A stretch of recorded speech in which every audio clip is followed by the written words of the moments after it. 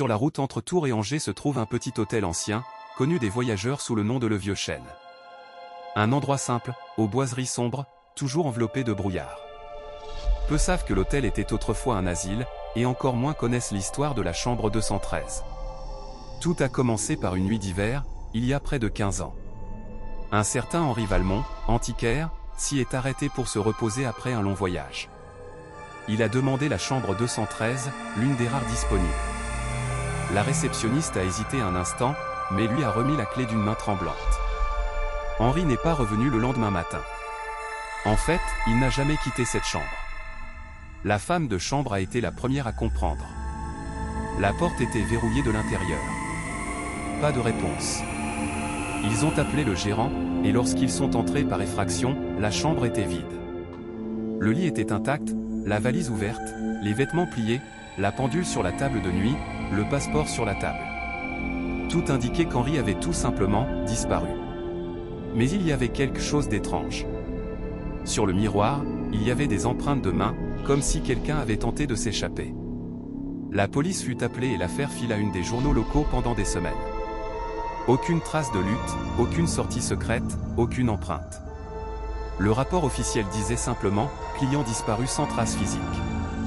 Des mois plus tard, l'hôtel rouvrit, mais la chambre 213 était scellée. Jusqu'à ce qu'une nuit, un groupe de touristes insiste pour y dormir, prétextant ne pas croire aux fantômes. À 3h17 du matin, le client de la chambre 213 appela la réception. Sa voix était rauque, presque méconnaissable. « Il y a quelqu'un dans le miroir ». Lorsque le gardien remonta, la porte était à nouveau verrouillée.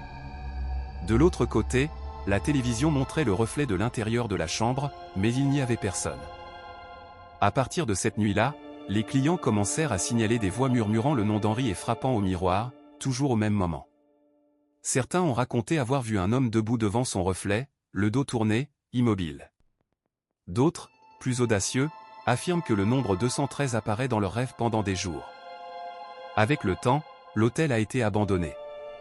Mais la chambre est toujours là, intacte, le miroir recouvert d'un drap blanc.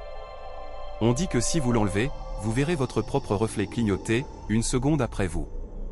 Le cas d'Henri Valmont est toujours enregistré comme une disparition sans explication physique. Mais l'ancien directeur, avant sa mort, a révélé quelque chose à un journaliste. En réalité, la chambre 213 n'a jamais été construite, elle est apparue. L'hôtel ne comptait que 212 chambres à l'origine. Un jour, la porte était là. Et quelqu'un est entré. Si jamais vous parcourez les routes solitaires de France et que vous tombez sur une vieille enseigne indiquant Le Vieux Chêne, souvenez-vous, la chambre 213 attend toujours qu'on lui ouvre à nouveau la porte.